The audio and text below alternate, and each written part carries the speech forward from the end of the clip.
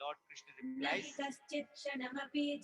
desire and anger, born of Rajoguna, born of passion, which force a person to commit sin. Desire and anger are both themselves full of sin and also consume everything and everyone that come their way. In this world, in this life, consider these two to be your inveterate and biggest enemies.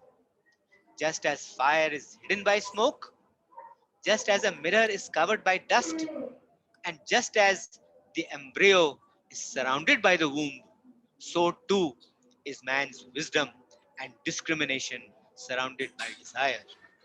Man's consciousness and his wisdom both are covered by the unquenchable fire of desire, as a result of which man is always unsatisfied. The senses, the mind, and intelligence are the dwelling places of desire.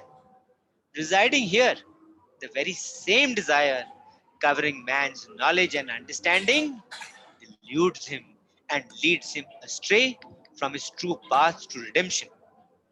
Therefore, Parth, from the very beginning, keep your senses under control and destroy desire, the sinful subverter of wisdom and discrimination. It is said that the senses are superior to the physical body. The mind is superior to the senses, and greater than the mind is intelligence, and even greater and more powerful than intelligence is the self, the Atma. Thus, knowing the Atma to be more powerful than intelligence, then with that knowledge, control your mind and fix your Atma in that supreme spirit, in the Paramatma, and slay the enemy in the form of desire, the enemy so hard to reach, the enemy so difficult to get at. End of chapter 3. Om Shanti, Shanti, Shanti.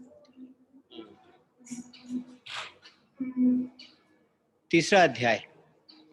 तीसरे अध्याय में श्री भगवान अर्जुन को कर्म का महत्व, यज्ञार्थ कर्म, कर्म करते हुए कर्म के परिणामों और कर्म के फल के प्रति कोई लगाव या इच्छा न रखने के बारे में बताते हैं। वे कहते हैं कि आत्मा में ही संतुष्ट रहो और दूसरों के लिए उदाहरण बनो। प्रकृति कर्म करती है, आत्मा कर्म नहीं करती। अहंकारवश मनुष्य अपने को कर्ता समझने लगता है। हमारे शत्रु इच्छा और क्रोध हैं। Senses, the mind and intelligence are the dwelling places of desire. Bhagavad Gita, chapter. Senses, the mind and intelligence are the dwelling places of desire. Residing here, the very same desire. Hare Krishna. Knowledge and understanding.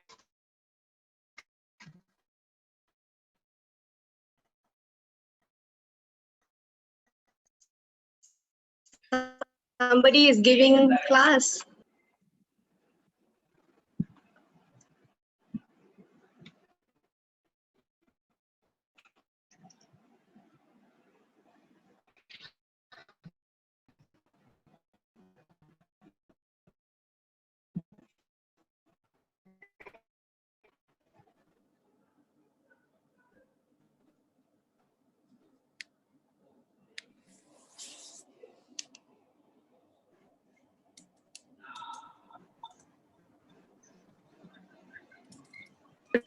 You will come as Pandit.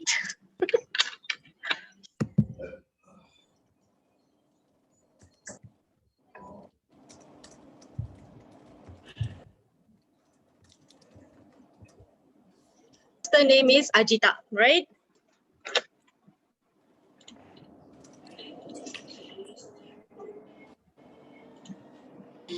Yeah, it wasn't me. I wanted to play some nice bhajans, but I had to have my dinner very fast because I didn't have lunch, so I couldn't. Maybe I'll play the song. Very soothing bhajan. If the mic's open, so we can chat a little bit. Hare Krishna. Okay, let's push Apara Ajita. So Apara and Ajita, they are sisters. Okay.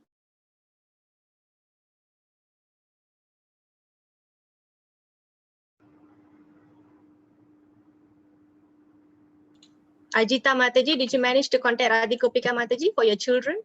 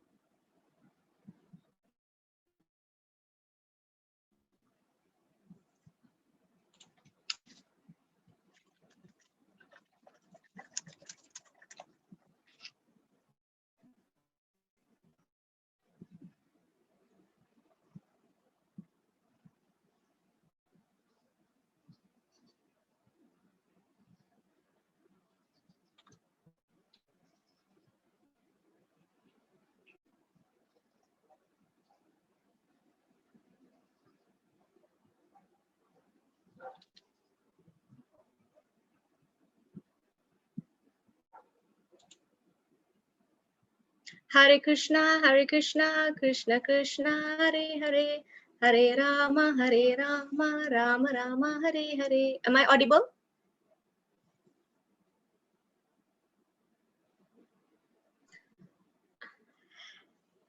No worries, Ajita Mataji, you can try next, maybe tomorrow. But later you will sing, right? Yeah, I just missed. Okay, Mani Megale Mataji, no problem. Actually, I apologize for yesterday's lengthy class because the chapters is just too long. If I go slide by slide, then there is no connection, you see, because we already skip a lot of slokas just to fit in the 1 hour. So if I don't give the connectivity, it's difficult for you to follow. Plus, as I say, it's a summary of Bhagavad Gita, so definitely it's long. And yeah, that's the reason. So we will try to keep on time, and whoever would like to leave on time, you can do so, because later we will share the slide. It's just the explanation I will have to, give. Thank you, Mani Megale Mataji. And initially we were told not to share the recording because we encourage everybody to attend the class, personally attend the class, because the hearing is very potent, very powerful when we discuss about these divine words.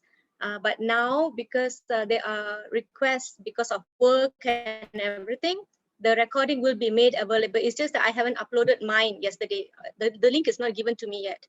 So they are doing it slowly. We have 31 classes. So they are doing it slowly. And some are still joining, but they closed the registration. So if you have somebody who would like to join the class, it's closed already. You have to tell them try next batch.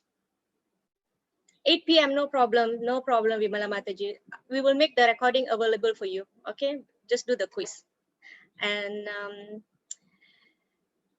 yeah, so try to recommend your friends to join the next batch. By that time, we will sort out a lot of things. We will improve from this session. And what else? Yeah, so we have actually crossed 1,600 participants.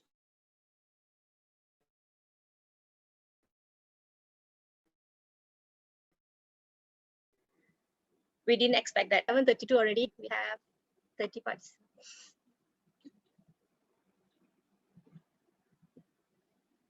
Actually, we don't know yet, much Ajita Mataji. We really have no idea yet. But looks like there will be. So we will tell you, we will keep you updated. We have all your contacts, so we will keep you updated. Okay, so I will start sharing.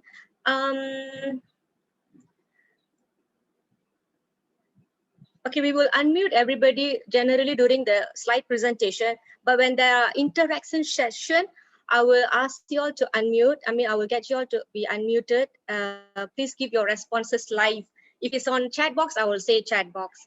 Okay, so if you can't hear me as usual, please alert me in the chat box. Okay, thank you. Bintu Mataji, you made it. You say you're traveling. Nice to see you. Okay, we will start sharing now.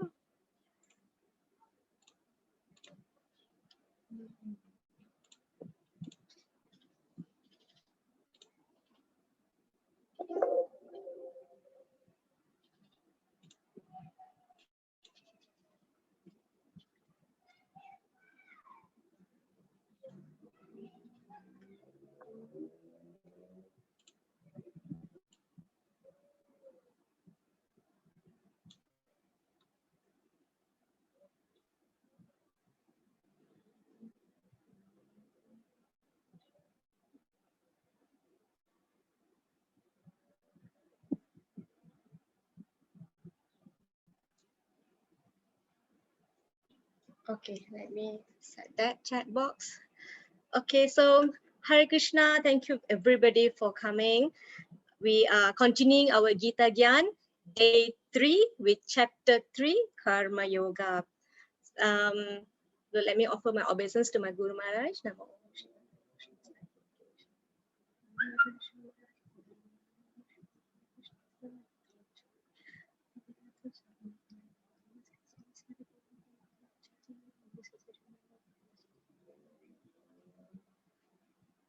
Gita Gyan, essence of Bhagavad Gita. Gita means, you put in the chat box, what does Gita means? I think yesterday I mentioned. Song, correct. Gyan,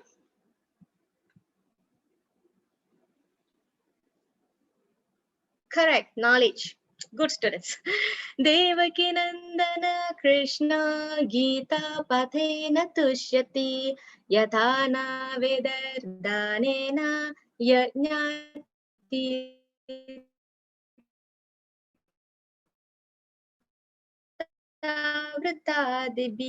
Personality of Godhead, Sri Krishna, cannot be satisfied by anyone's study of the Vedas, charity, sacrifice, pilgrimage, or vow as much as he is satisfied by the devotional recitation of the Gita. So Hare Krishna, welcome again.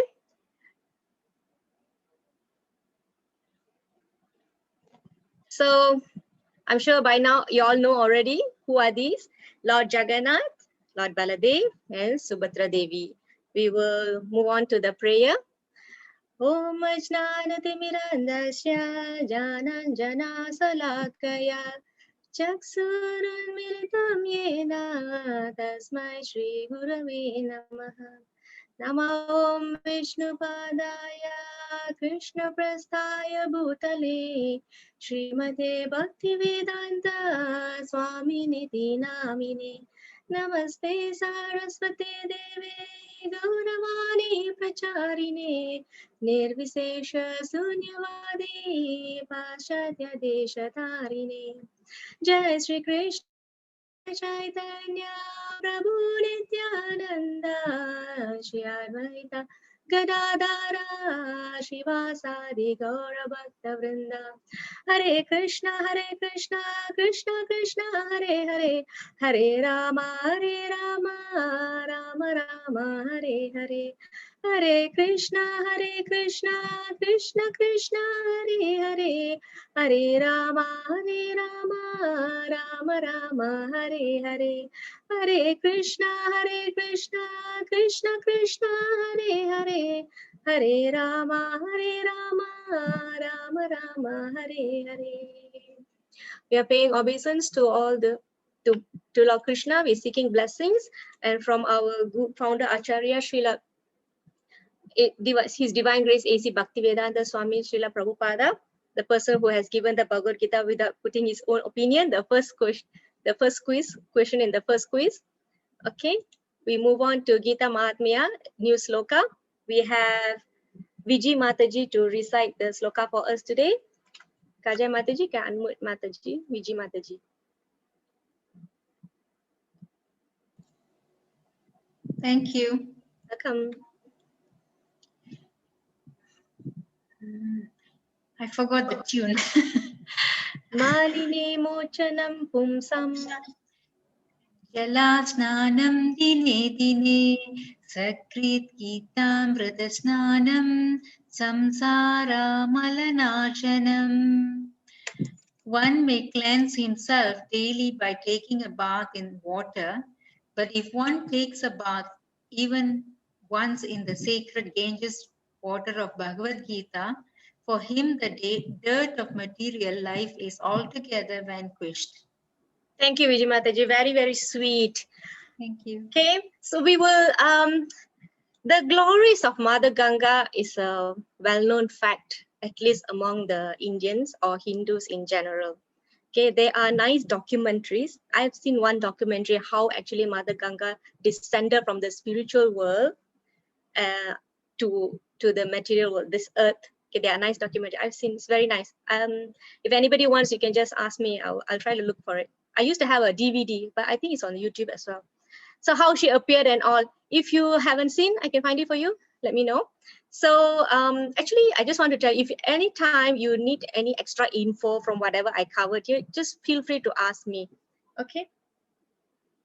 Yes. So remember to request to me later. So I will compile everything and put it in the end of the class or end of the day. Yeah, I know it's very interesting. Even I can watch it so many times. So here we are bathing in Ganges water of Bhagavad Gita, not once, but for 18 days. The scriptures say you bathe in Ganga water once, it eradicates so much of sins, isn't it? But we are bathing here every day, 18 days. So what you're doing now is something really, really great. It's actually beneficial for you and your family as well. You're taking back a very valuable um, lesson and realizations if you're able to connect. Okay, so we move on. Okay, so on karma yoga, if you have Bhagavad Gita at home, if you just run through the contents or the online link that I've given you, you will see karma yoga will appear twice. It's on chapter 3 and chapter 5. So currently we are in chapter 3. Now we just recap very fast on short synopsis of chapter 1 and 2. Chapter 1, just give me the general topic what we covered in chapter 1. What was the first thing? Observing the, you can put in the chat box.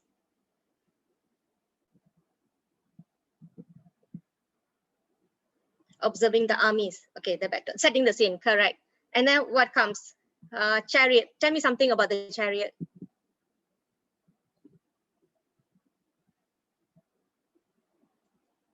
Chariot. Yeah, it's donated. Chariot is Krishna. Cousins, conflict. Lord Agni gave the chariot. Correct. Chariot given by Agni Dev. Okay. And then when Arjuna sees his relatives, what comes upon him? Confusion. Why? Why the confusion?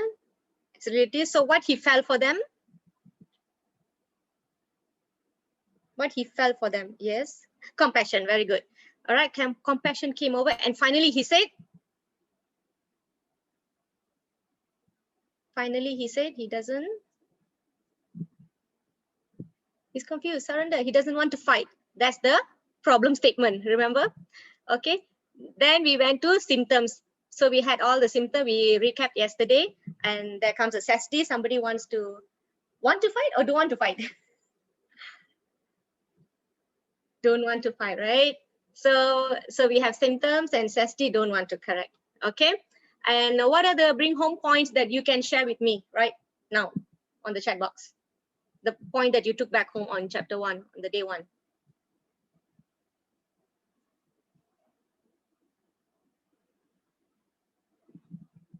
Any points? Punchlines? Points? No, that's chapter 2. Now you're still at chapter 1. Remember, Krishna listens? Yes, when you're confused, you talk to somebody. And how about Krishna? He listens, isn't it? What does it show?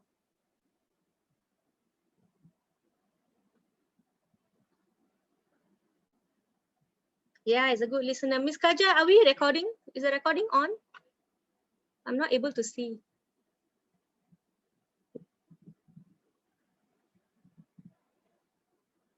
Okay, recording on. Okay. All right. So what else? To solve a problem, one must listen. Yes. Okay. Yeah, so that's chapter 1. We go to chapter 2. Chapter 2 is the summary of Gita.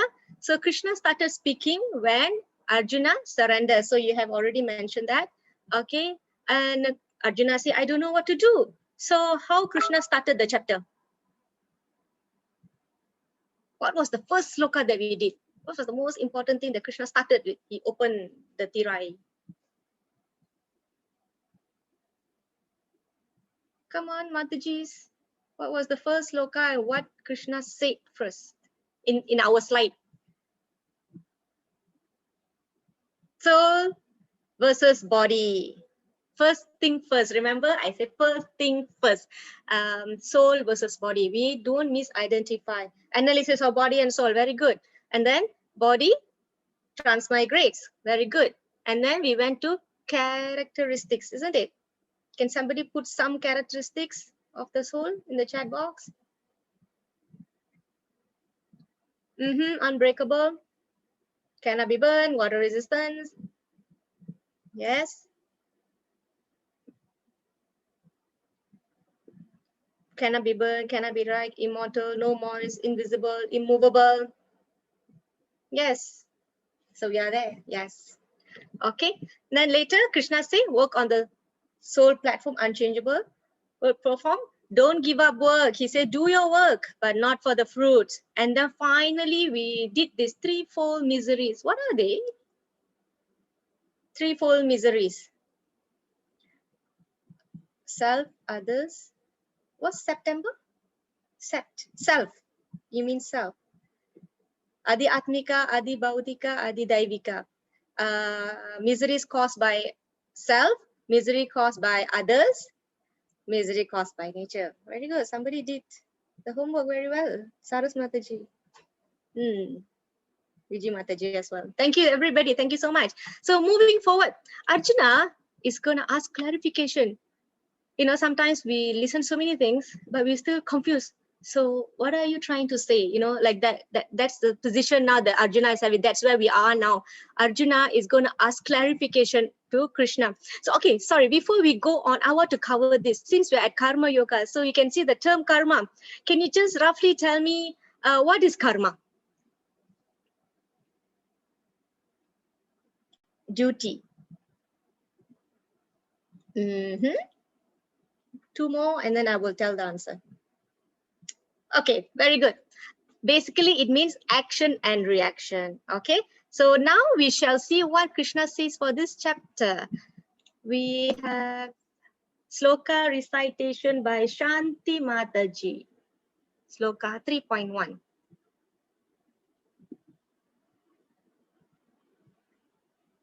Shanti Mataji. Are you able to unmute?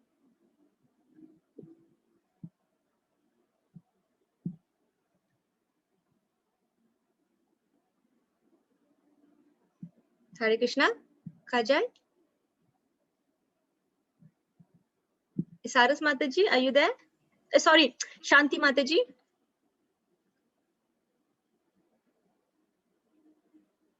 No?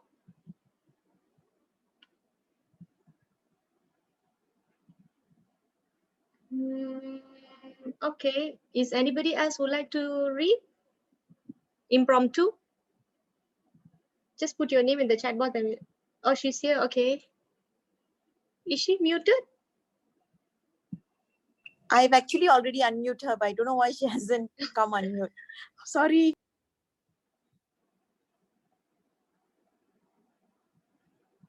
Maybe she has to click the okay.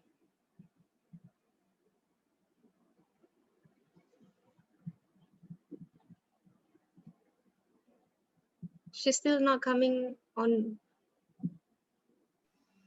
Okay. Sorry for that. Okay, what happened, Mataji? Okay, carry on. Arjuna Vacha. Technical error, okay? Sorry. Okay. Arjuna Yuvacha Jesi Chetkamanaste Mata Buddhir Janadana Tatkim Kamani Gorimam Nyojasi Kesava. Very good. Sorry. Translation. Okay. Arjuna said, "O Janardana, O Kesava, why do you want to engage me in this ghastly warfare if you think that intelligence is better than fruitive work?" Right, thank you. Thank Oh you. Janardana, oh Keshava, why do you want to engage me in this ghastly warfare if you think that intelligence is better than fruitive work? So here Arjuna is calling Krishna with many names. Oh Janardana, oh Keshava. Actually, if you see throughout the Bhagavad Gita, Arjuna will be addressing Krishna with so many names, and in turn Krishna will be addressing Arjuna with so many names, and all these names have meanings. Sorry. So like remember we went through Rishikesha. Rishikesha means controller of senses, and Arjuna, Dhananjaya, controller, winner of wealth. So like this, there'll be so many names. Okay. Here onwards, Arjuna is asking clarification on Krishna's instructions in earlier chapter. Remember, first Krishna said, "Fight, go fight, do your duty," and then fight, and then suddenly he said, "Don't do abominable activities." So Arjuna is asking, "So you want me to fight or not?" Which one? No, confused again. Already confused, and Krishna confused again. So Arjuna understands our situation as well. So he's putting the question on behalf as well. How to be materially inert, inactive, like don't do abominable activities, how to be materially inert. Now then Krishna suddenly said, "Now be a yogi, now fight." Contradicting, isn't it? So how to do service, active service by materially inert? How at the same time? Because whether for both you're going to engage your senses. Whether you want to engage, do something, you're going to engage your senses. When you don't do something, you're going to withdraw your senses. How can you do? How can you be in between? Right? Cannot. So here Arjuna representing us. When we know that we are the soul, we tend to make these two conclusions. What happens when we know that we are not the body, we are the soul? Many people, they'll come to these conclusions.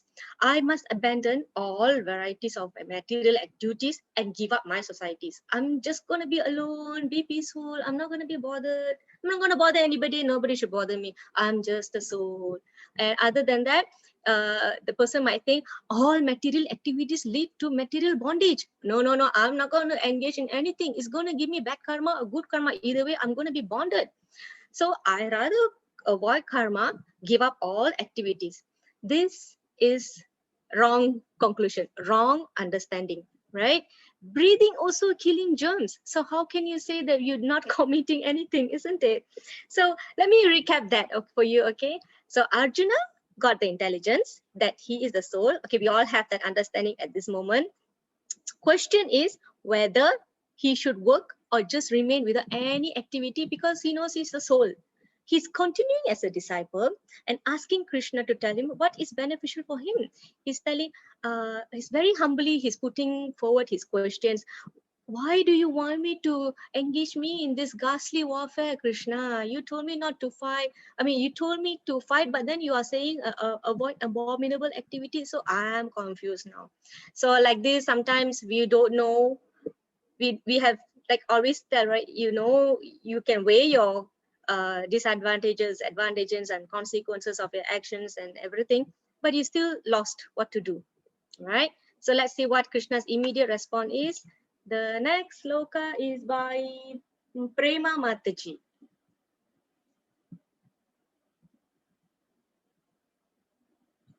Prema Mataji, you're there? Okay. Okay. Mm.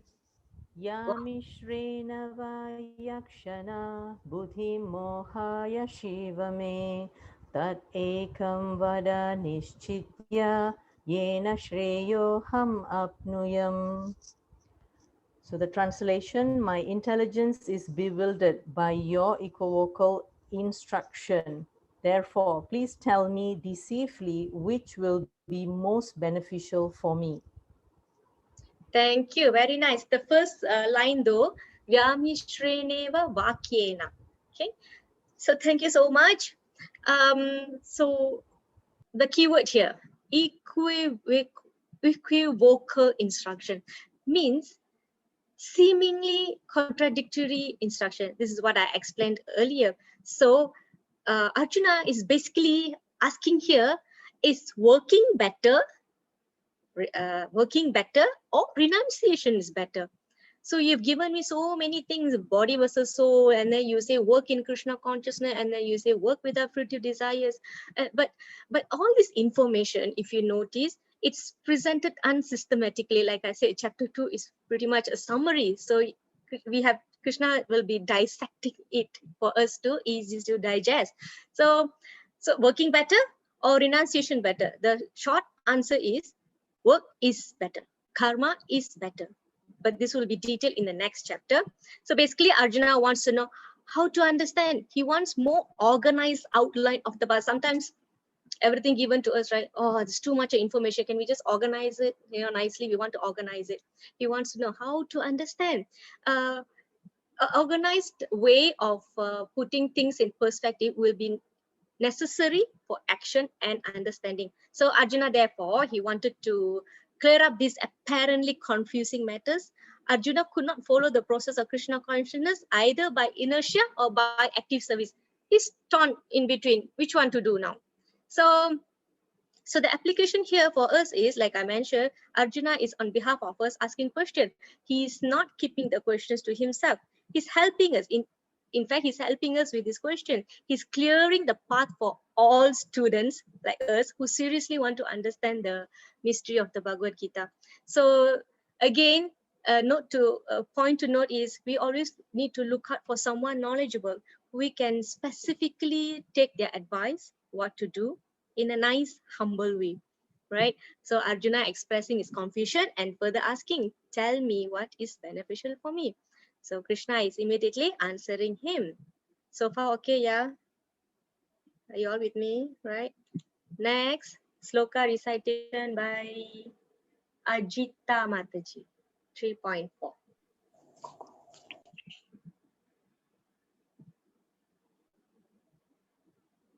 Yeah, you are there?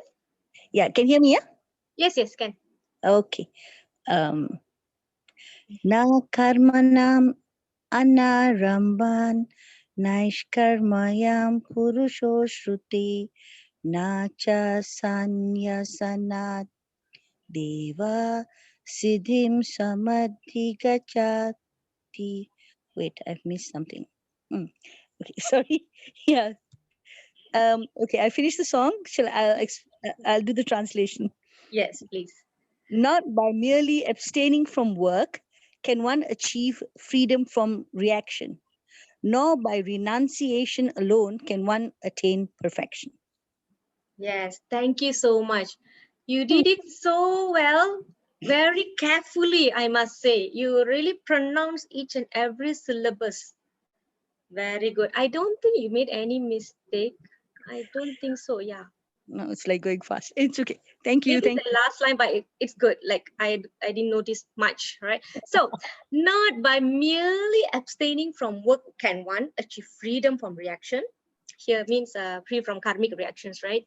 Nor by renunciation alone can one attain perfection.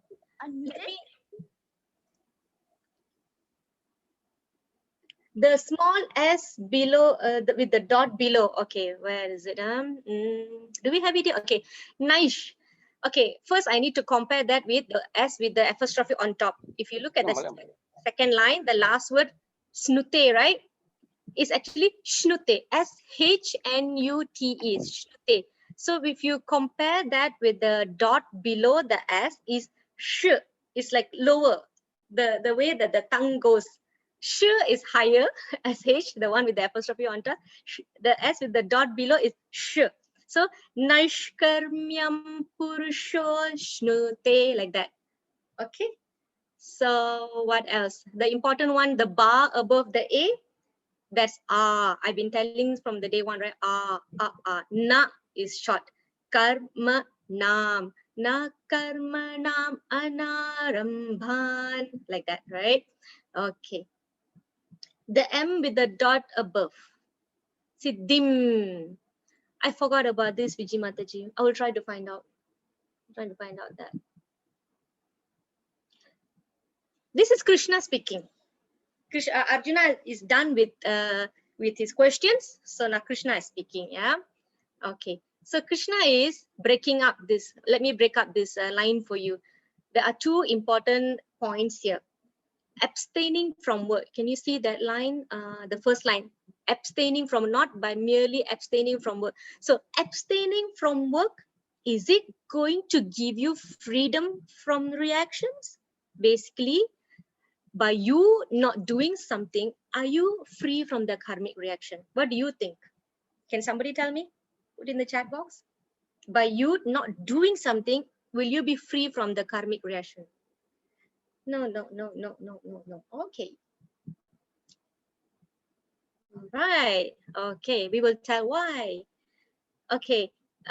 Next, renunciation. Renunciation, you guys know, right? Renunciation means not doing anything. That means you renounce everything, you give up everything. Like, you know how the sages all, they leave everything and go and sit in the forest? That is called renunciation. So next point is, by renunciation, are you guaranteed with perfection?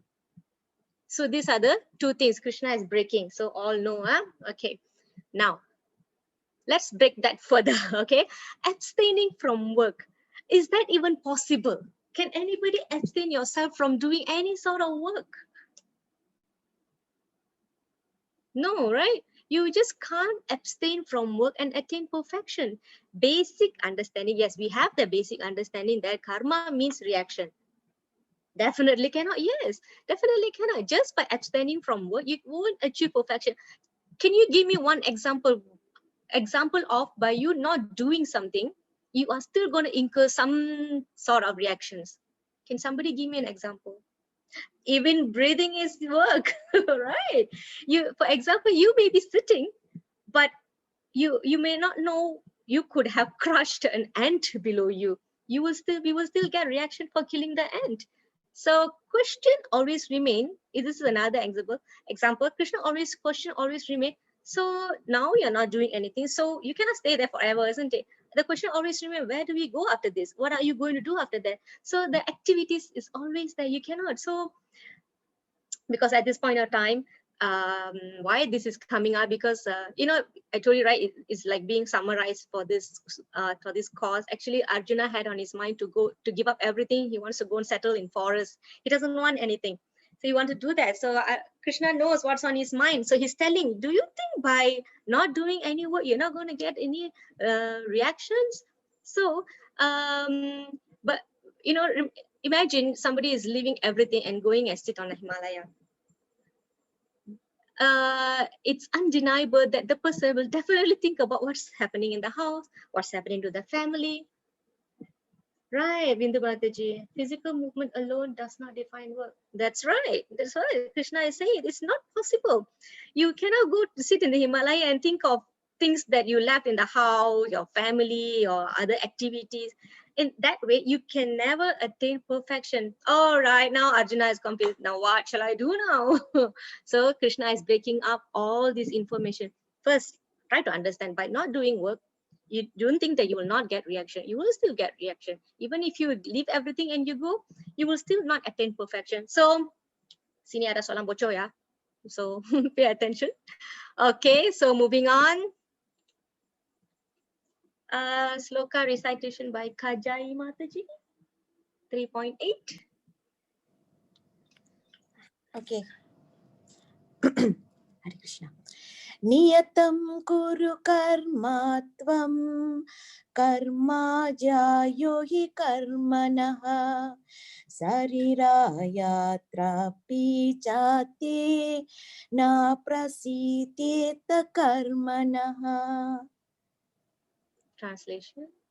Perform your prescribed duty, for doing so is better than not working. One cannot even maintain one's physical body without work.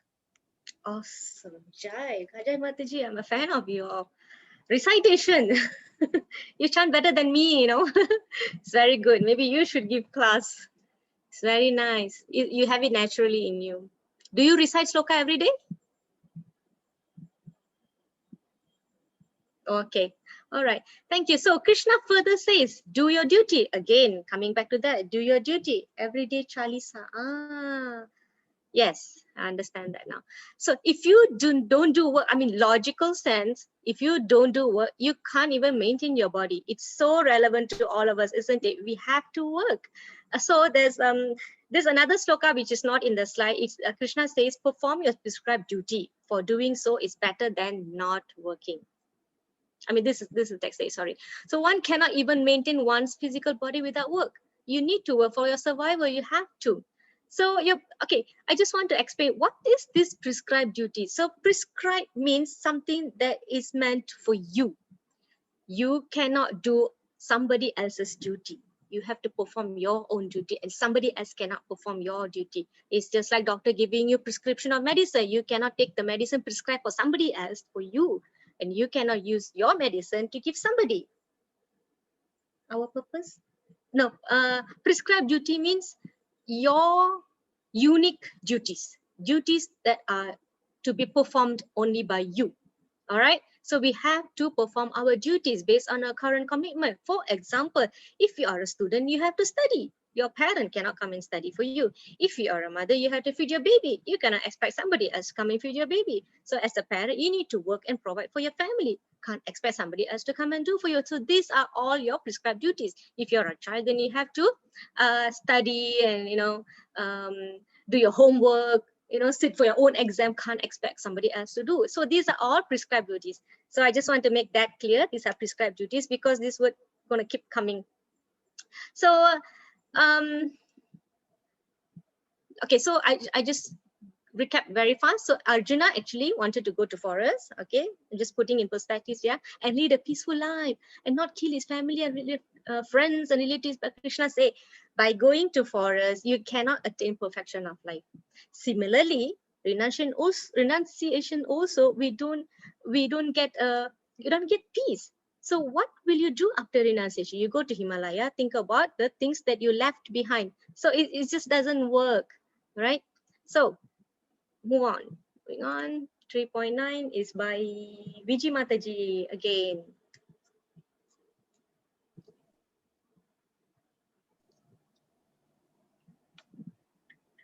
Hi, okay. Yes. Hare Krishna. Hare Krishna. Yajnartat karmano nyatra loko yam karma bandhanaha tat artam karma kaunteya mukta sanka samachara. Translation: work done as a sacrifice for Vishnu has to be performed. Otherwise, work causes bondage in this material world. Therefore, O son of Kunti, perform your prescribed duties for his satisfaction, and in that way, you will always remain free from bondage. Thank you, Viji Mataji. I've fallen in love with your recitation. Do you chant sloka regularly? I do chant Sanskrit mantras and slokas, but for Gita, this is the first time. Oh no, I cannot believe that. Are you serious? Yes, yes. Okay, let me digest that. You actually recite better than so many people who are often exposed to this. So yeah, most of you have it naturally in you. I'm so glad that it's coming out, Maybe you also get to know you now. Yeah, yes, thank you. Okay, so let us recap problem statement. So there were some limiting factors. What are they? What are those? CESD. Always remember the CESD. CESDI. Arjuna said his fear of sinful reactions. Okay, sinful reaction is bondage. Look at that next second line.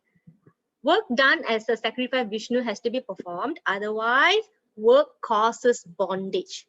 So this is one of the aspects that he was fearful. If I kill, I'm going to get sinful reaction, and that is bonding. Because if you kill, then you're going to get reactions. So that is bondage. But Krishna is slashing his opinion, saying that no, you will not get sinful reactions because the instruction to fight is coming from me. You are not doing whimsical killing for your own sense gratification. If I allow you, you would have gone to Himalaya and stay. But no, you have to stay here and fight. Therefore, this becomes a devotion service. So you will not get sinful reactions. So that is where Krishna is promising him. In that way, you will always remain free from bondage. You know what is bondage, right? Something that ties you to something. Okay. So in what kind of circumstance that you will not have bondage? If you work for Krishna. So, right? So that's what Krishna is establishing. So this is an interesting statement. This is also a point that you need to take back home. So if you are taking down note, you need to take this down. Krishna assures us that if we work for his satisfaction, we will remain free from bondage. Yes, Arjuna is a Kshatriya, so he has to do his prescribed duties to fight. He has to fight. Attachment to the fruit of one's activity. That's right.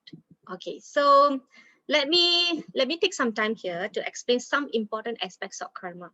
So as I explained earlier, I mean, I think everybody knows at this point, karma means action and reaction. Okay, when you do bad, you get bad karma, isn't it?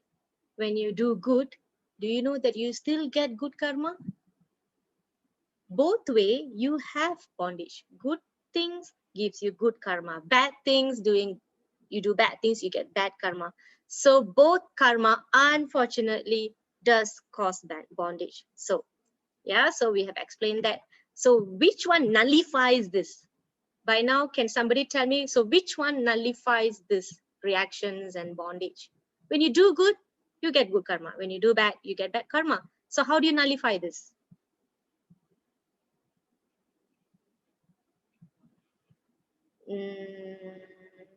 Not really. Krishna just said in this verse.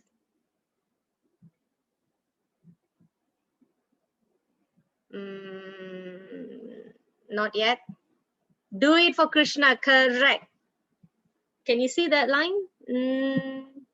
Work done as a sacrifice for Krishna has to be performed. In that way, you will always remain free from bondage. Yes, that's right. Put him in the center and our action should be centered around him. So we're very clearly, it's showing that you have to work, but it has to be done as a sacrifice for Krishna. So whatever you are doing, just do the same work you can do for Krishna. For example, so if you do that, you will not get reactions, it will not bind you. So in a practical way, Krishna is telling Arjuna, do your work, do it for me. Okay? So we may have questions. So how do we exactly do that? Let's go to the next slide. For example, okay, right. I would like to open the session, interaction session. Kajai Mataji, we can open for a while.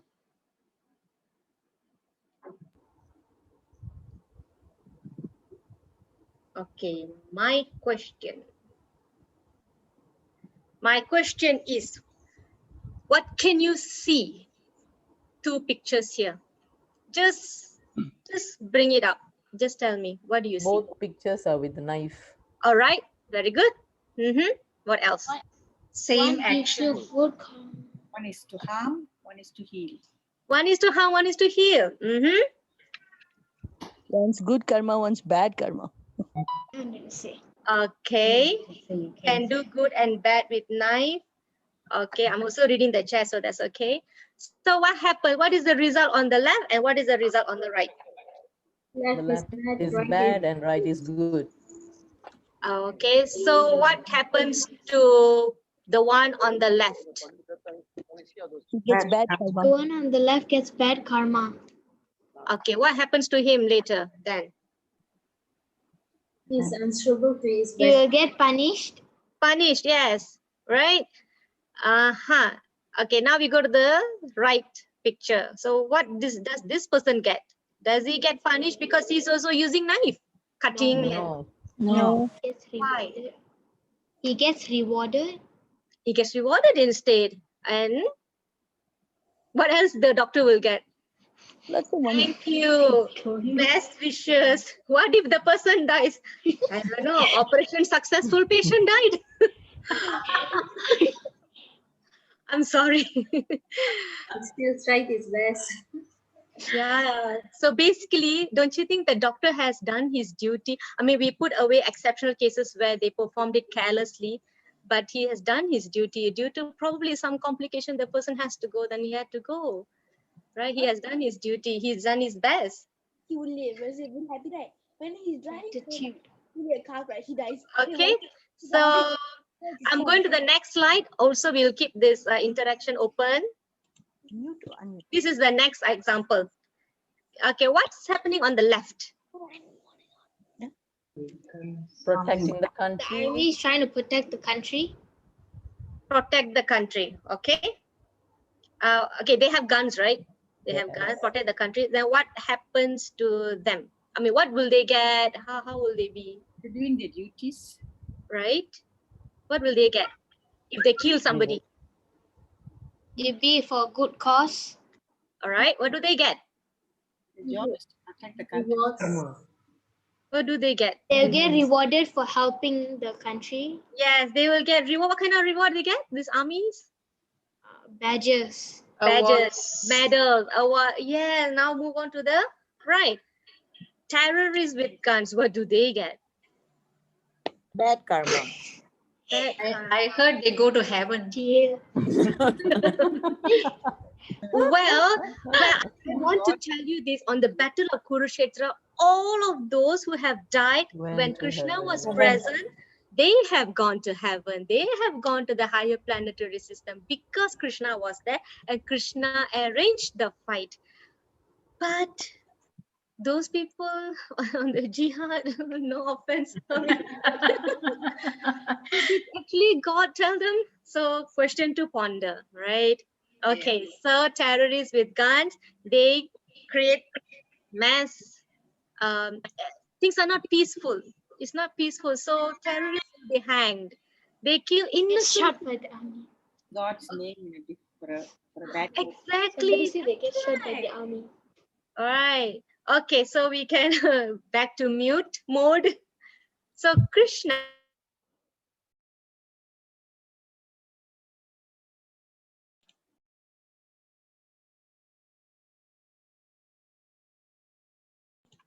Okay, Krishna as the head of the government. Okay, for example, you see the army, right? They kill people. The head of the government will reward them. Whereas the terrorists, the same government will punish them. So here, the Krishna is the government of the universal affairs. He's the control of the material nature. Now, this one has a chapter on its own later on. All right. So the topics are like expanding and expanding and expanding. Okay. Right. 3.14. Paramis Mataji. Paramis Mataji is she's very good. You know, she did recording and she sent to me and I made some corrections. She was so she took it and then she improvised it. So let's hear from Paramis Mataji. Anan bhavanti bhutane prajanyat anan sambhavaha yashnat bhavanti prajanyo yashna karma samudbhavaha. All living bodies subsist on food grains which are produced from rains. Rains are produced by performance of yajna, sacrifice, and yajna is born of prescribed duties. Right, thank you, Paramis Mataji. It was well done. So Krishna is explaining an important verse here. I will break it again. So number one, the first line, everybody will agree that our body subsists on food grains. We need to eat, isn't it? If no food, we cannot live. Then the second line also, everybody will agree. So how the crops are grown? With the rain. So how rain comes? The scriptures say performance of yagyas. Yajna means yagya, sacrifice, the fire sacrifice and all those. So it's okay. Bindu Mataji cannot join back. So he's saying performance of yagyas bring rain. Okay, so yagya in the verse is yajna. Yajna, yagya, fire sacrifice, right? So sacrifice basically means offering. You offer. You know, when you're sitting in the home, right, you offer, right? You offer. So where are we offering it to? So we have to offer something when we are taking something. So the devas are providing us with the necessities like Lord Indra, Chandra, sun god. These are devas. They're providing us a lot of things, necessities. So we need to give them back, right? If not, we are taking from the nature and we're not giving them. We're going to keep us for our sense gratification. Then we are called thief. So that's why the Vedic literature explaining you need to perform these yagyas, and they will be pleased and they will continue giving us. So it's like a loop, give and take, give and take, give and take, give and take. So sacrifices, I just want to go a little bit deeper because I'm not sure how many of you all know sacrifices. There are 5 types. There are sacrifices done for devas, sacrifices done to sages. I will explain how. To ancestors, I'm sure you can relate, right? All these oblations. To humans, okay, I'm sure you know, and animals, you feed them, right? So basically, Vedic culture is a culture of giving. Whatever result we are getting, it is with the help of these stakeholders, this 5 people, parties, right? So devas like Lord Indra and the others, we have 33 million, 330 million or 33 million. So they are providing us all the necessities for us to live. So also to sages, ancestors, humans and animals. So we are obliged to give back to them. Each of them is satisfied by devas. So for example, I'll tell you how. For devas, you perform fire sacrifices. For sages, how do you perform sacrifice to sages? You read the scriptures. So that is a form of sacrifice. So I hope everybody is following me. Yeah? I'm so sorry. I really cannot go slow. Otherwise, I'm going to overshoot. Forefathers, oblations, pinda, pradana, shraddha, all these sacrifices for the forefathers. For humans, very simple. You feed your guests. Guests are God, right? That's as the saying goes, right? Guests are God. And then you feed animals like dogs and birds, like some people they feed. So these are all sacrifices. You're not keeping everything to yourself, yeah. You are giving people. So it's very good. You should do that. So Krishna is saying that's good. You should do. So in this age, but the concern remains in this age. How many of us can do this? In this age, we can't perform this in practical life. Like we are lack of facilities. Sometimes we are lack of time, space, Lakshmi, money. But there is another way of doing these sacrifices to please God directly. Okay, so why I'm going to pause here. I'm going to link with the previous sacrifice for ancestors, the pinda. What do you call that? Is there any other word for pinda? Oblations? Is oblations clear? Is it understandable? After 1 year, you do rites for them, isn't it? So that's sacrifice for them. I hope I'm right, Jayanti Mataji. Tarpanam, yes. Yesterday somebody told me this. I forgot this word. Right. So that's how you do it. Okay. Actually, this was taken from another scripture. Let me get the source, and probably I will post that in the group later with the source. It's always good to say something substantiated with scriptures. All right. So it's very important. So so I was saying that I think I lost. All right. So just see how practical Bhagavad Gita is.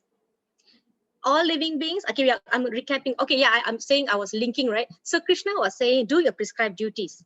So he's giving an example. What is prescribed duties? You giving back to the nature, to the devas, to those whoever you're taking from. This is a prescribed duty. And Vedic literature is our culture is Vedic culture. We always give back, right? So how do you apply this in your life?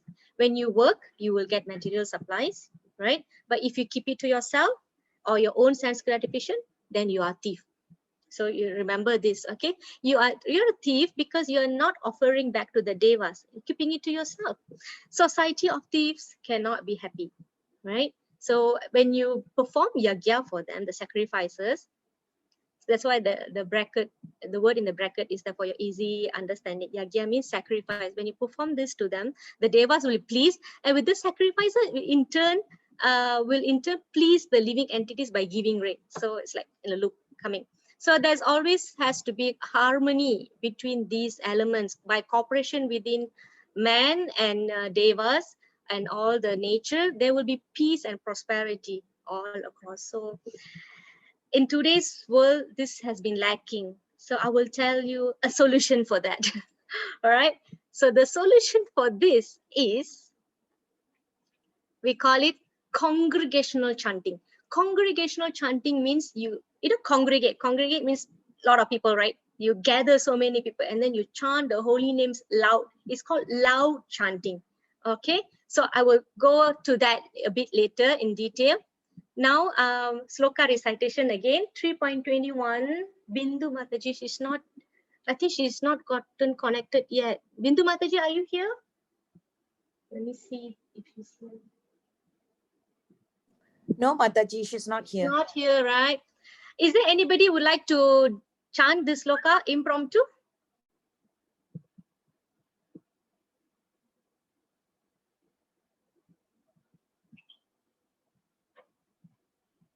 I will recite one time and then you can recite. Yat yada charati shreshtas tat tat evetaro janaha sayat pramanam kurute lokas tadanuvartate. Anybody? We are nearing the time.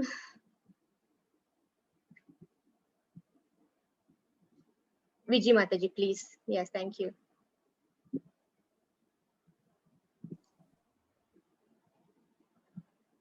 Hey, Vijay Mataji. Sorry. Yes, yes. Okay, I'm unmuted, yeah.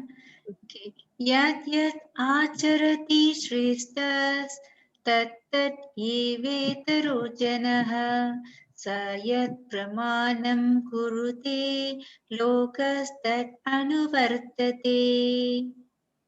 Translation. Whatever action a great man performs, common men follow, and whatever standards he sets by exemplary acts, all the world pursues. Thank you so much, Vijay Mataji. So this is a very important understanding we must have. Every one of you is a leader one way or other. So we have to properly act. So I'm connecting from the previous verses. Yeah, Krishna is telling Arjuna, do your prescribed duties as example. He's given sacrifices as an example so that the world goes on harmoniously. And then he's telling that you should set a good example. So what is he saying? How are we supposed to work? Because whatever great man does, other people follow. We have idols, inspirational leaders. We have all these people, right, within us. So can everybody recognize the personalities in the photos? The first picture, the colorful picture, put in the chat. Okay, Abraham Lincoln, yeah, the black and white. The first picture on the top, Sitaram, yes. In the middle, of course, we know it's Mahatma Gandhi. The last one is Nelson Mandela. So these are the people, many people look up to them. Like Lord Ram has performed his exemplary, he has lived an exemplary life as a prince, king, son, husband, brother, right? And Mahatma Gandhi, for example, when Mahatma Gandhi wore khadi, it's a type of material, right? Because he wanted to boycott the British clothes. He wore khadi and everybody wore khadi. Abraham Lincoln, Nelson Mandela. So these are the people generally followed. So now we have other celebrities. So when somebody does something good, oh, this celebrity did something, so let's also follow suit. So that's how example of people are being followed. But if you set a wrong example, then people who are dependent on you are going to follow you. For example, there's a story. So one day the father was telling the daughter, you should not lie, you should only tell the truth. Once suddenly he got a call from his office, and then he told the daughter to pick up and tell them I am sick. Then the daughter thinks, you are not sick, why should I say you are sick? What does that mean? So what does that mean? That is actually a false statement. The father is telling her to tell the truth, but he's telling her to behave otherwise. So that is a bad example. So all of us have responsibility. We need to understand how we should work, how we should behave. So later Arjuna will ask, this ideal person, what does he do? How does he walk? How does he talk? What does he talk? He asked this kind of detailed question, and Krishna will answer that later chapters. So whether you're a leader in the family or you're a leader in your community, in your society, we have to set a good example. and we have to do that as a service of Krishna. It's very practical. So let's try to connect this with the verses previously. Why Krishna is telling this to Arjuna? You should set a good example. Why? Because Arjuna wanted to leave the battlefield and go. As a Kshatriya, he should show an example to fight no matter what is it, for a good cause. You cannot abandon the battlefield and go. If he runs, then what people will talk about him? He will say, oh, he's a coward. He has run. Or maybe he probably, somebody also will follow him. Oh, let's run. So that's not a good thing to do. As a Kshatriya, he need to set a good example. Just like us, we are leading children, we lead spouses, we lead our friends. So it's necessary for us to be ideal in presenting good actions.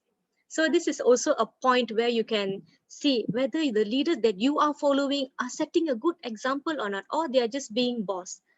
Boss tells you what to do, but they don't do what they need to do. Leaders show by example. So we want to choose a good leader and we want to be a good leader, isn't it? So we don't want do as I say, don't do as I do. We don't want that, isn't it? So this is a very good verse from Bhagavad Gita. You can actually stick it on your office wall. So the other time my friend was saying that the boss was saying, don't do as I do as I say. Then I said, you should give this loka to him. Right? So yeah, she said, yeah, I should. It makes her think actually. So that's that. And then we go to the next one. Actually, I'm going to go back here, right here. If you can see here, sacrifices. We have different ages, since the time of creation, we have different ages. And all these different ages, in Zaman, we have different sacrifices. So I'm going to bring you here, right here. You can see 4 pictures here, 4 quadrants here. That is Satya Yuga, Treta Yuga, Dwapara Yuga, Kali Yuga. Is this new for anybody here? Can you just show me on the chat box? Is this something new to you? Satya Yuga, Treta Yuga, Dwapara Yuga, Kali Yuga. These terms, is it new for somebody? Not new, right? Because I can just move on. All right. Not new. Okay. A few more, just a few more. Not new. Okay. Right. All right. Thank you so much. Okay. So we can save a lot of time here. So now that we are learning scriptures, we need to understand, we must understand practically what is Satya Yuga, Dwapara, Treta, and Kali. So I'm sure all this information is available on Google. So some words are new. There's another word for Satya Yuga is Krita, Krita, but it's generally called Satya Yuga. So Satya Yuga lasted for this many years. Treta Yuga lasted for this many years. Dwapara Yuga lasted for this many years. Kali Yuga lasting for this many years. So Kali Yuga duration is 432,000 years. All right. So we have a long way to go, yeah. And we are already suffering so much. So we have passed 5,000 years plus. So you have 427,000 years to go for this creation to end. So we have these details in the scriptures. If you want, again, you can request from me, I will give you. So you just have to times that 432,000 times 2, and that is the duration for Dwapara. And that you times 2, you get Treta Yuga's duration, and that you times 2, you get Satya Yuga. So that's how it goes. So you can see the duration of the yugas are shrinking. And then already now we are so tough already. Kali Mutirichi, keep saying that, right? Actually, we have a long way to go. So I'll tell you how to escape this. Don't have to wait too long, all right? So now we have challenges in current age. In Satya Yuga, I want to tell, in Satya Yuga, so on all these yugas, we have a certain way of attaining self-realization, a certain way of worshipping God. In Satya Yuga, those days, people lived for hundreds and thousands years. So they meditate in the forest for hundreds and thousands of years, right? In Treta Yuga, they do yagyas. Everything was so pure that time. The Brahmanas' mantras are pure, the milk is pure, the ghee is pure, the fire is pure, everything is pure, no mixture, no contamination like now. And then in Dwapara Yuga, the way to worship God was worshipping deities. They built temples. They built big temples during this age. So temple building was very prominent during this age. And finally, Kali Yuga. In Kali Yuga, You can see the fourth picture. That is the congregational chanting. Just now somebody put in the group, I think group chat, I think Miss Apara, she said it's not possible in this COVID. Yes, it's really not possible. We used to have Radha Yatra, we have groups of people on the road chanting and dancing with the drums and trumpets, and also the what do you call that, the harmonica, all that. We have all kind of fun in this congregational chanting. It's very loud, because when you chant on your own, this different yuga. Yes, I will give you, Miss Ajita. So when you do chanting on your own, the benefit is for you. You chant and then you hear. So it purifies you. But when you chant loud, all the living entities around you hearing it, the people around you are hearing it, they will be purified. Sometimes some insects, some birds, some animals around you, they will get purified. And this eventually will change the destination of their life in the next birth. So that's another big topic. So I'm going to stick to the types of sacrifices meant or recommended for this yuga, Kali Yuga. We are now in Kali Yuga, right? So we have challenges in current age. We don't live that long to do so many years of meditation, and we don't have very pure ingredients to do yagya. We are like earlier Krishna was saying, right? We have to do yagya. Yeah, we can do our best, but it's really not possible in current age. Like I say, do we have the facilities? I'm not sure we have all the facility. Do we have such a pure, learned, pure mantra reciters? Can we build temples now? Now they are the destroying temples. Why you want to create more problems? So all these are not practical in today's age. So we like those days. Just one example I give you. You know what kind of yagya they do? They actually sacrifice a horse, and in order for the horse to be born as a human. And if the experiment failed, they can actually bring back the horse to life. That was just the testing they were doing. So they were so pure. You can't do that now. So like the insects will not come near the yagya. The sages those days, they will invite fire god, and the fire god will appear. So it was so pure those times. But now it's just not happening. All right. So nowadays we cannot do dhyana. Dhyana means the meditation, right? Because you sit after your long day at work, what do? You sleep. You're tired. So many things comes to your mind. We just couldn't focus. So that is a symptom of Kali Yuga. We are you are usually disturbed, very easily disturbed, full of anxieties. So we don't have the time, the space, the mind stability. So what is just so recommended for this age? It is the Sankirtana Yagya. That is a form of sacrifice as well. By calling out the Lord's name, the holy names loudly, the Lord will be pleased. So the benefit of doing these activities in other three yugas, meditation in Satya Yuga, sacrifices in Treta Yuga, building temples or worshipping deities in Dwapara Yuga, is attained by chanting the holy names like Govinda, Rama, Krishna. Recently, somebody was sharing, one of the members, they do Sahasranama. Go on doing that. Just chant the holy name. Because you know what? We are not the only one doing this. If you see, the Muslims are doing it. They call it zikir. You know, they will have the counter in the hand. They will be doing it. The one time my co-boss, my boss saw me and, oh, what are you doing? You also doing zikir? I was like thinking, yeah, what is zikir? I was thinking, so that means they also have that. They also do the chanting. They have the chanting clicker. Of course, we do using the beats, 108 beats in one round. And sometimes when you are on the move, right, you cannot carry the beats, so you have the clicker. So you just do the counting with the thing, with the device. Okay, so I would like to quote one verse from a scripture. So we always go back to scriptures. Srimad Bhagavatam says, whatever result was obtained in Satya Yuga by meditating on Vishnu, in Treta Yuga. Okay, yes, Manimegala Mataji, I'm sorry, you can leave now. Thank you. See you tomorrow. So whatever result was obtained in Satya Yuga by meditating on Vishnu, in Treta Yuga by performing sacrifices, and in Dwapara Yuga by serving the Lord's lotus feet, can be obtained in Kali Yuga simply by chanting the Hare Krishna Maha Mantra. Okay, at this point of time, I would like to, I'm not sure how many of you are familiar with this Divya Prabandham. Okay, the 4 Yugas link is there. I will also post in the group. Thank you, Mataji.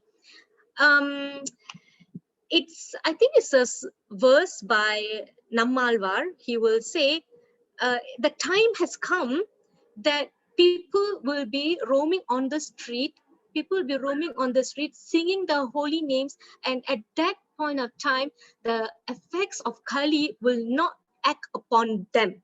Those people are involved. So if you want this verse, also I can give you. It's in Divya Prabandham. Divya Prabandham, I hope you know, right? Is the Alvars from the South India. They are Vaishnavas. So they have 4,000 song verses. So there are 12 Alvars, and one of them is Nammalvar. If I'm not mistaken, he was the one who sang this. If not, I have to find. I'm not sure whether it's Tondaradipodi Alvar or Nammalvar. If you want, I can give you the information. So the sloka from Srimad Bhagavatam. This is the last sloka for today. Yashoda Mai Mataji, are you there? We will end shortly. Yashoda Mai Mataji, you are there? Hare Krishna. Okay, Mataji. Krishna Vanam Trisha Krishnam Sango Pakastra Pasatam Yatnai Sankitana Paye Yajanti He Sumetasaha. Thank you, Mataji. Translation. In the age of Kali, intelligent persons perform congregational chanting to worship the incarnation of Godhead who constantly sings the names of Krishna. Although his complexion is not blackish, he is Krishna himself. He is accompanied by his associates, servants, ribbons, and confidential companies. Thank you, Mataji. Very nice. So here the Bhagavatam says, in Kali, Krishna will appear, but not in blackish form. You know, Krishna always has this blackish, dark, bluish form, right? He will not appear in blackish form. He appears in a golden form. So this Srimad Bhagavatam was written thousands of years ago, but Krishna appeared as Lord Chaitanya just 500 plus years ago. So it was already predicted his presence, his appearance, and he will propagate this congregational chanting. Those days, the Brahmanas, they like to keep their mantra chanting to themselves. So Krishna comes as Lord Chaitanya and he says, everybody chant. This Maha Mantra is for everybody. You cannot say, oh, only this group can chant. This group cannot chant. They are untouchable or whatsoever. No such thing. He distributed this Maha Mantra freely to everybody. So by Maha Mantra, what I'm saying is the Hare Krishna Maha Mantra we were chanting in the beginning, the 3 times. Hare Krishna, Krishna Krishna, Hare Hare, Hare Rama, Rama Rama, Hare Hare. So this is the mantra they call Maha Mantra. So we will provide some information of this Maha Mantra. So he will not be accompanied by the Sangha Chakra, Gada Padma. He won't be carrying his the lotus or the Gada or the Chakra, right? He will be accompanied by his associates. So that's how we congregate and we chant loudly. So you can ask, does this chanting really brings rain?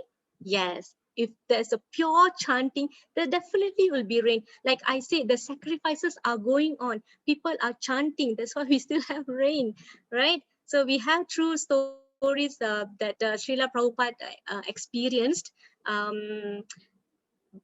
So there are some examples. Okay, I can share if you want. Other than that, the Sankirtana itself is a very fun thing. There's music and there is dance. We have dances, we have musics, and there is nice prasadam at every end of our festivals and kirtan. We have prasadam, so we have enjoyment. But if you can see, we are doing our prescribed duties for the Kali Yuga. Okay, we are not doing work for our sense gratification. This is like a wrap up, and we are performing this yagya, and in everything, Krishna is in the center. Miss Prasadam. Yeah, me too. Okay, recap time.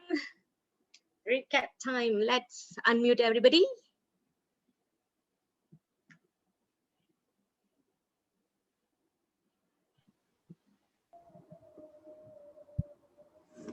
Anybody can tell me what was the first question, perplexities that Arjuna was asking Krishna? He wanted to decide between what and what. Should I what or should I what? He got very confused. Work or renunciation. Correct. Arjuna is seeking clarification. Karma or renunciation. Then what Krishna says? Work. Okay, why work? Krishna To is maintain slashing your body. Arjuna's. Do your prescribed duty first. Remember, there were two things, renunciation and perfection. What Abstain Krishna from said about that? State that by work or by renunciation alone, one cannot attain perfection. Correct. So what you must do? You Work have to must be perform done. your prescribed duties. Prescribed duties, yeah. All your activities to be dovetailed in work for God. You will not find perfection in renouncing, nor peace. Next. Somebody already mentioned that about fruit or something, result or something. Did somebody mention? Okay, bondage. We will have to go to the bondage first. What kind of activity will not cause bondage? Do it for Krishna. As sac. Just work for Krishna's satisfaction, it will free you from bondage. Yes, do work as sacrifice for Vishnu will not cause bondage. Okay, we are talking about karma yoga. This is karma yoga. Doing work for Krishna, Vishnu will not cause bondage. And then what happens? Why it will not cause bondage? Because you're performing duties to his satisfaction. And therefore, the result is not ours. So we are offering the result. We are not Krishna. taking yes. So we are not taking the fruitive. Correct. So Krishna kept saying about prescribed duties. What example did he give? Lead by example. Yes, there's an example that Krishna gave. Prescribed duty. What kind of example? The last few slides were about that. Perform? Sacrifices. Correct. Performing sacrifices. All right. And then we went to the yugas, the 4 yugas. Can somebody tell me what was that? Satya Satya Yuga, Yuga, Tirtha Treta Yuga, Dwapara Yuga, and Yuga. Kali Yuga. Kali Yuga. So what is the connection? Different sacrifices with these yugas? Say again? What is the connection? How do you relate these yugas? What was the point? The way we were worshipping God. Satya Yuga, we were meditating. Tirtha Yuga, we were doing yagyas. And then in Dwapara Yuga, we were worshipping deities. In Kali Yuga, it's best to go chanting and congregational chanting. That's right. Different sacrifices for different yugas. You got it. Finally, what is the best? Yagya for Kali Yuga, because we cannot perform this dhyana, we cannot build temples, we cannot do yagya. So what we do? Chanting the Maha Mantra. We chant Hare Krishna. Chanting. How is that performed? Loud chanting. Loud chanting, congregational. Oh, sorry. So that is loud chanting, and it's happening in all religions. It's just not ours, right? Okay. Yes. So everywhere. Yes. So holy name, please chant God's names. Rama, Govinda, Vishnu. You are saying that you are chanting. So just do this. You can do other activities if you want to go on doing yagya. Yes, go on. But this is most effective. Even if you are disturbed, if you are chanting, it will settle you down. It will settle you. You can do it when you're walking, we don't encourage doing that while working, because it's like meditate. You're doing meditation, but you're meditation on the name. So that is a sacrifice you're doing. Okay. Yeah, chanting helps you. It should help you. Do it early in the morning before you start any work. That is the best. So now the liberation. We are this whole thing. Okay, just for a while and it's okay. So the whole thing is giving an idea. You're going to liberate yourself by detaching yourself from the result. So you are liberating yourself already. So it's not about being nirvana, merging into Brahman. We will go into all this later. It will be explained. So basically, do your duties, do your prescribed duties, give back to the nature, to the devas. We have to perform sacrifices, and the best sacrifice is congregational chanting. And yes, so that is called karma yoga. Action. Do action. Don't be inactive. Don't be inert. Act, right? All right. So Okay. yeah, I was mentioning about the chanting Bishra. So there, the picture is here. You can order. I've already shared the Google form in the group. You can just place your order there. You will be contacted later, right? Don't forget your quiz, the address. Any question answer you can post later, because is there any important question you would like me to address now? Okay, I will stop sharing. Any important question you want me to address now, or you can PM me also, or you have anything to tell me, a comment, or you want to offer any thoughts, or you feel that you have related yourself to some of the points that we discussed today. Thank you, Indra Mataji. Thank you, Vijay Mataji. You have very nice talent in sloka, Vijay Mataji. You don't look like you are new to sloka at all. Actually, most of you are like that. Okay, so thank you, Jayanti Mataji. Your blessings too. Thank you for helping with the yugas. Shobita Mataji, thank you. So can talk. I think you all are unmuted already, I think.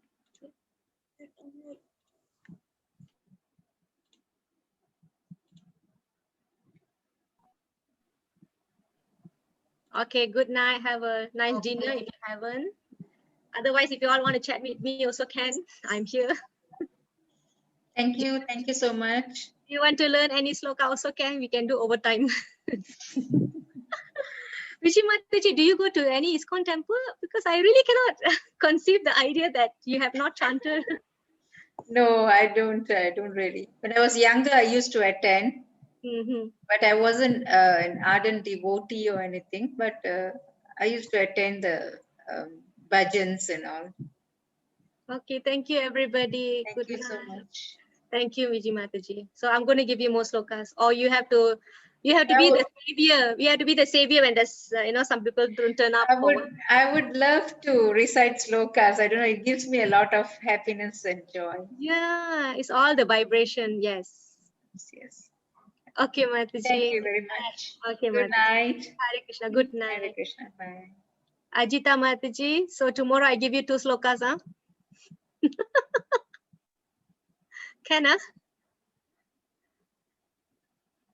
Thank you all, Matajis. Mataji, I have a question. Just a one. Yeah. Yes. Just now you mentioned for the kids, right? Like just now my daughter was like basically answering and thinking out loud.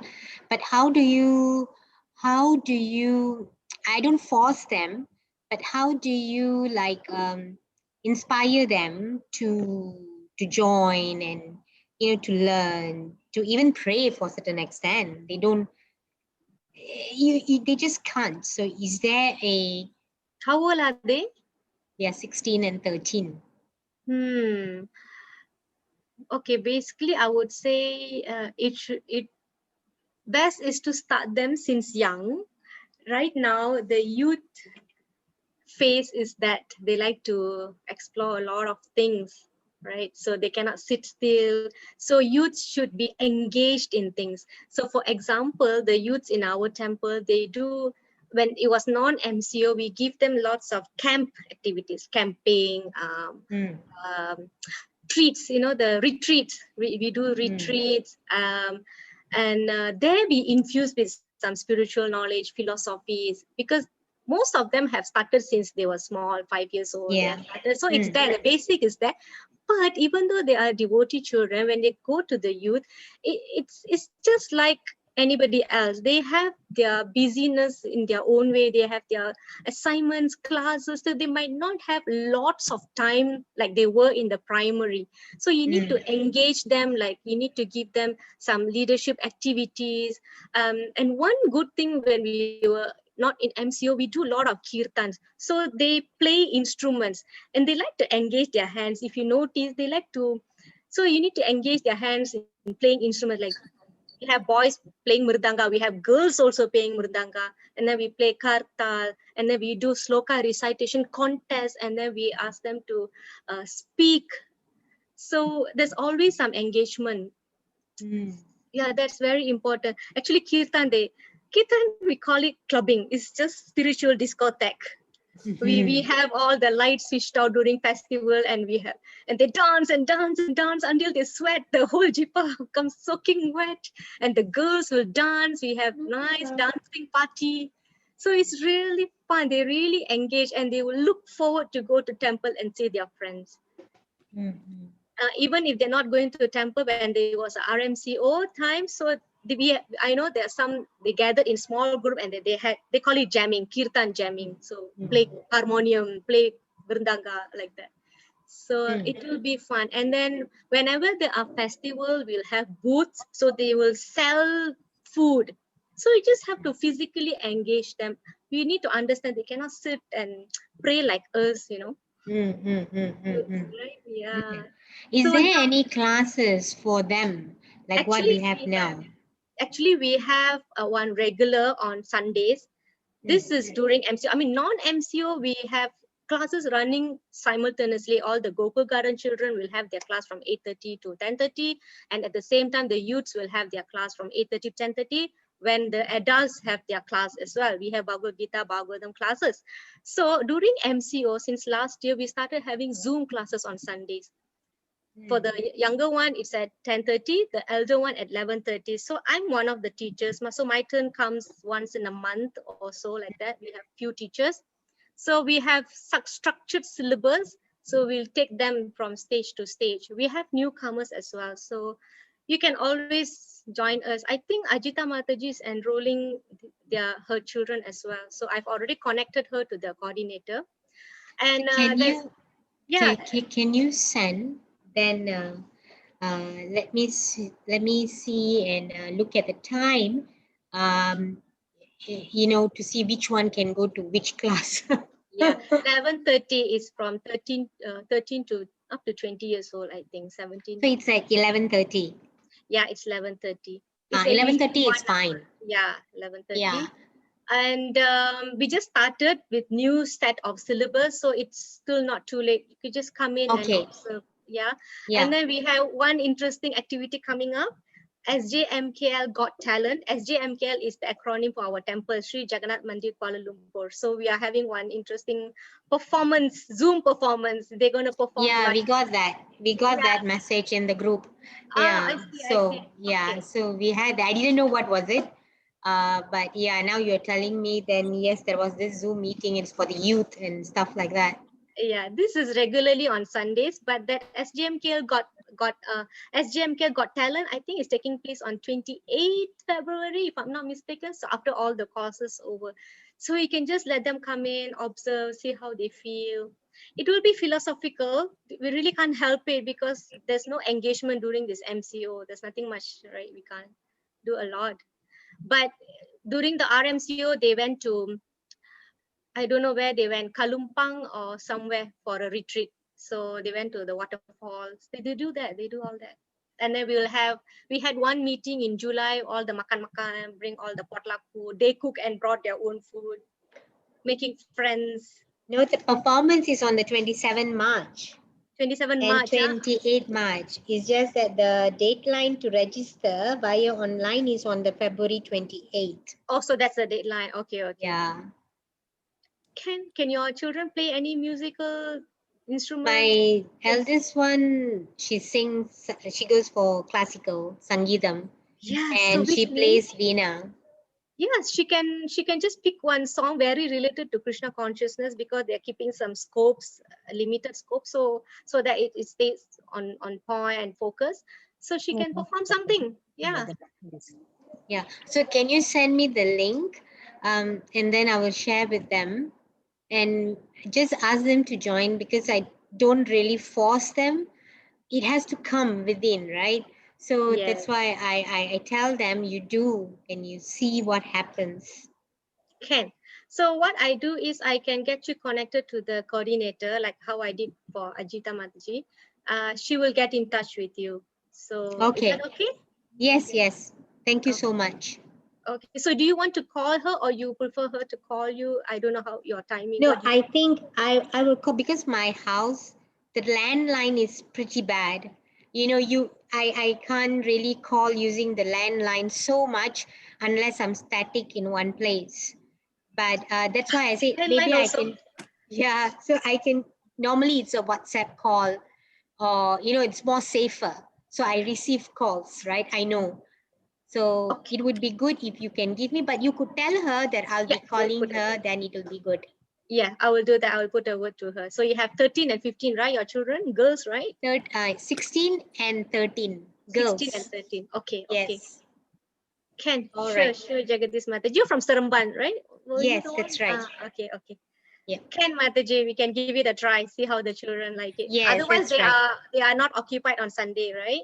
They are not. Only my elder one, she has tuition, but it ends at 11 and continues at 4. So yeah, so the other one don't have anything yet. Okay. She's more on a sports, so she doesn't. She's missing on that. Okay. Okay. All Just right. okay. Thank you so much. Thank you so much. Good night. Hare Good Krishna. night.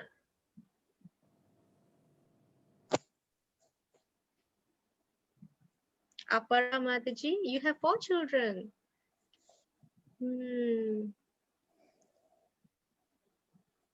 Kajai Mataji, you are there? Yes, here.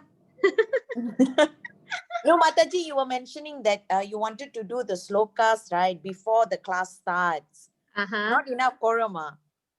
Yeah, so far I had 2. One Mataji, like Bindu Mataji, she prefer weekend because she's working, but she really wants to join. So we thought maybe weekend we'll have more time since we are not working. But if it's weekend, then I cannot cover a lot also, isn't it? True, true. It's just that I think pronouncing the words is not the problem, but there's a tune that goes to it. When you know the tune, when you sing it, it's I don't know. For me, it's always from the heart. You feel it. You emote it, right? So when you just read it, you're like, because all slokas have a certain rhythm to it. Yeah, it's also easier to memorize it when you have tune, just like we memorize rhymes and songs, isn't it? Yes, correct. So if you could help with that, it'd be very, very helpful. Can just let me know which way you want me to help you. Can. Yeah, like just now when Mataji asked, how do you pronounce the M with the S on the top or at the bottom, the dot at the bottom? So like this, I can help you. Yes. Thank you. Well, there are still more people in the chat. We've got Apara, Ajita, Jayanti. Yeah, Apara Mataji, are you waiting to ask any questions or chat or share something? Kaja Mataji, where are you from? I'm from KL. I'm a local girl. Where? Well, Brickfields. Brickfield. That area. Okay, okay, all right. Okay, I have never read the Bhagavad Gita. This is my first time. Really? I have a Bhagavad Gita in the house. I've never read it. It's always been in the box. To be honest, I only opened it when I started the class. That's good. At least you did. Yeah. Nice. Just read the translation whenever you have the time. Yes, that's what I do before I start the class, because you told us to read up before start, right? Though I don't understand some of it. Okay. Yes, Apara Mataji, you can ask me about your children, class for kids. How old are they? Apara Mataji, you don't want to show your face? Don't be shy.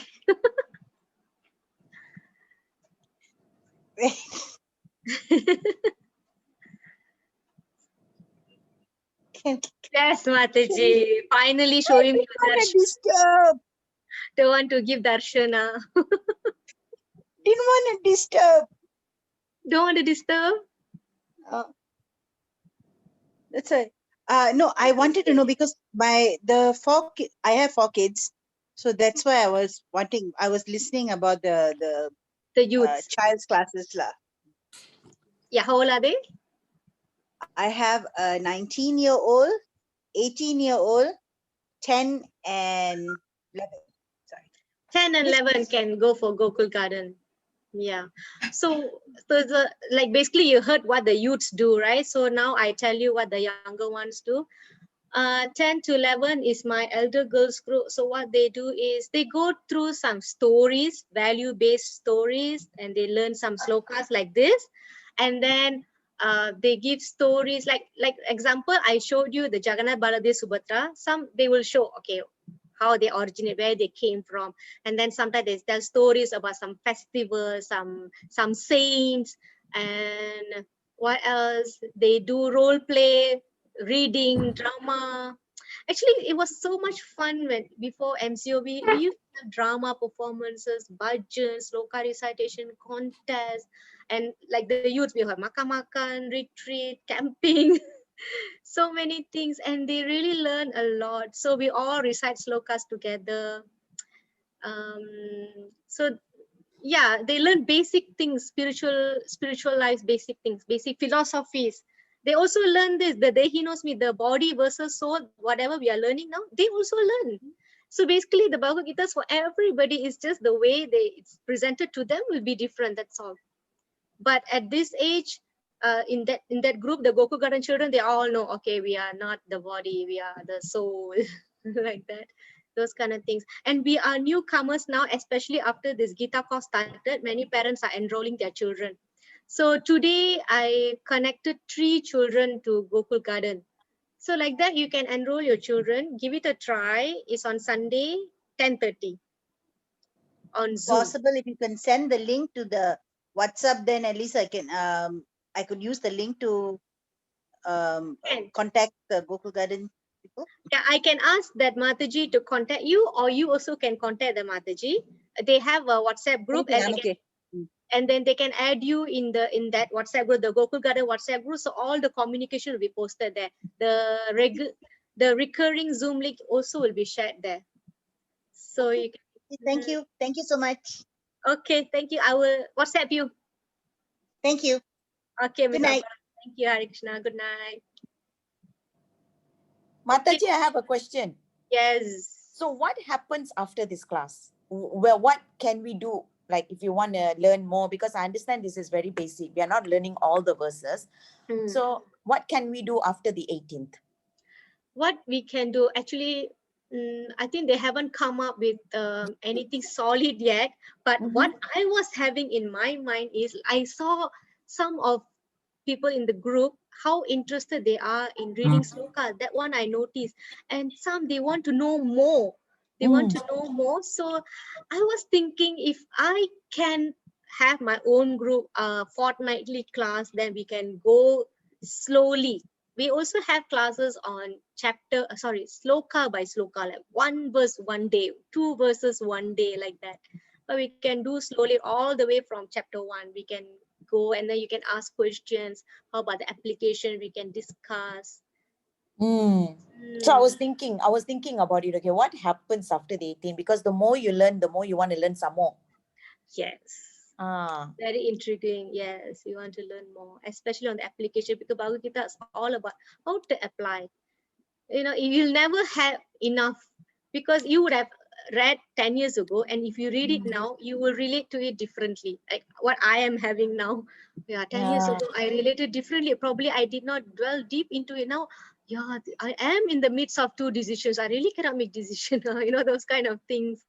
So we've done 3 chapters. So what I normally do is, as you speak, I actually got my notes. I actually write a lot of notes. And I realized that for every chapter, there is a good message or a lesson to be learned. Yes. Which is very, we don't have any other scriptures like that. There's, okay, every chapter you got lessons that you're learning, which you can apply directly to your life. Correct. So this one is very specific. Yes. Yes, right. That's right. But the thing is, we don't have access to so many scripture-based classes also, isn't it? Yeah, we don't. Especially here, we don't. We don't. And then even other also, probably there are charges. I don't know. And it's not encouraged to attend classes with charges unless they're charging only for material. But for the teaching itself, shouldn't be charged. Otherwise, It's supposed to be a seva, no? it should be the seva. Yes, it should be a service, not a business purpose. Does ISKCON have courses as well? Actually, this is the first time we are doing this 18 days Gita course. But other than this, we have qualification based classes. You know, when we accept a guru, we have to undergo a course, Guru Shishya course. So in that course, we learn few scriptures. Bhagavad Gita is one of it, and then few other books, right? So finally, your darshan. And then that one, I'm not sure. I think you only have to pay for the material because they give you modules. Like this one, this one, no payment. In fact, the speakers are paying for their Zoom. Like by myself, I don't have a pro Zoom, so I got one for this. Yeah, just for 1 month subscription. And then, like I said, you know, the degree level course, master level course, and there's PhD level course. So that one, the degree level course, I would say it's Bhakti Shastri. So Bhakti Shastri has few modules. You cover Bhagavad Gita. That one, they go by themes. Is this in ISKCON? It is from the HQ from India. Yeah, it's ISKCON, but the cert is coming from there, the HQ. Like this one, the cert is coming from our temple here in Malaysia. So that one is international. So you have to sign up, and you will be assigned super class speakers, and there you really need to para your otak to come up with the applications, all that. So did you go through that? Yes, I did. I did. How long was it? How long did you take? Like, how long is your journey? It's a limited. I think it's few months, like 3 months or 4 months. It's like one semester kind of thing. So we were doing here. I didn't go to India. Many people, they go to India to do it. So they do it full time, November to January. And that time is a winter time. And my friends all go like winter clothing. Where is it? North India? Yeah, it's Mayapur. Mayapur is 4 hours from Calcutta's airport. Oh, okay. So it's called Mayapur. The ISKCON's HQ is in Mayapur. So Mayapur, you can just Google ISKCON Mayapur, then you will see buildings. Is it by any chance near Ayodhya? Where is Ayodhya? It's actually near Kolkata, and it's about a few hours from Varanasi or Kolkata. I can't remember. The airport for the Mayapur is Kolkata. So for Ayodhya, I'm not sure. Like if you want to go to Vrindavan, the airport is in Delhi. Delhi. Yes. So if you're really interested, then we can hook you up with one existing class. We call it Bhakti Vriksha. So you learn Bhagavad Gita and you also learn other things. Or if you just want Bhagavad Gita, also we can. I'm sure there will be some arrangement, seeing the interest of the participants now. I'm sure something that they will form, because that is the idea, because we just don't want to let you go like that. You can dive deeper. But this, in general, you want to teach people there is such thing called Bhagavad Gita, that is our Bible, and that is not meant to be put on the altar and just worship. You have to read, and then you have to apply. So what is the content inside that? And do not go for the professionally interpreted people who give their own opinions. Yeah, see, these are the few things that we want to establish. And then basic understanding. After that, if you want, then you can pursue that study. Okay, then I think we'll talk more after the 18th. Yes. So by the time, I think they will form something will take shape. Yeah. So yours is group 22. So that means the group that is listed out, they're all doing the same class. All doing the same class, different language, different speaker, just the different way they present. That's it. Like now, when I relate to the family, work, husband, children, right? And below 40, they are the youths, students, college children, university children. So they have the younger preachers and they can relate better. So that one will be more like gila, something like that lah. Right, a bit more fun together, because this class, they're all girls. We're all women. Yes, yes. So some other classes are only male, Tamil only male above 40. So the way they relate will be more standardized that way. So I have some difficulty because yesterday somebody say it will be good to keep within the time. I tried my best, but yesterday was really not possible. But that's why I see if you want to leave, you can leave. We will leave. We will share the slide. Because you were saying chapter 2 also got 60 plus verses. 72. There you go, 72. This one is only 40 plus, I think, chapter 3. Yeah, I thought this is short. Even that also overshot already because there's so many things. Otherwise, there is no connectivity from sloka to sloka because you're skipping so many sloka. You have to bridge it. In between you're skipping. But because all the subjects is also very interesting. Actually, we can, the way we act, the way we do work, if we base on Bhagavad Gita, it saves a lot of frustrations. If you read the Bhagavad Gita, now Yeah, we are reading, we know. Yeah. No, we wouldn't know.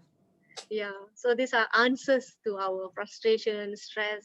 Actually, there's one guide, like for anger, where you can control find and go and find the sloka. Like that. I will share that slide. I don't know. This I was thinking, should I share it now or after all the 18 classes? I'm thinking. You probably need another class just to summarize the things that you did not manage to cover. Yeah. கண்டிப்பா question உங்ககிட்ட கேட்பாங்க. There are definitely people going to ask you question. நானே இருக்கேனே. Yeah, I need to link it, isn't it? Because right now not many are asking questions, so I don't know where are they in our third chapter already. So I hope they see the link. The story that goes by, what Krishna is trying to tell us. Yes. Nice. Even Arjuna also get confused. So you want me to fight or not fight? Yeah. Poor dude. Poor him. But it's good because you see yourself as Arjuna. Yes. We are actually in Arjuna's place. We are the battlefield. Krishna is inside us trying to tell us what to do. We are not listening. So that's when it becomes, oh, you amala. We are always in the same situation that Arjuna is. Bye.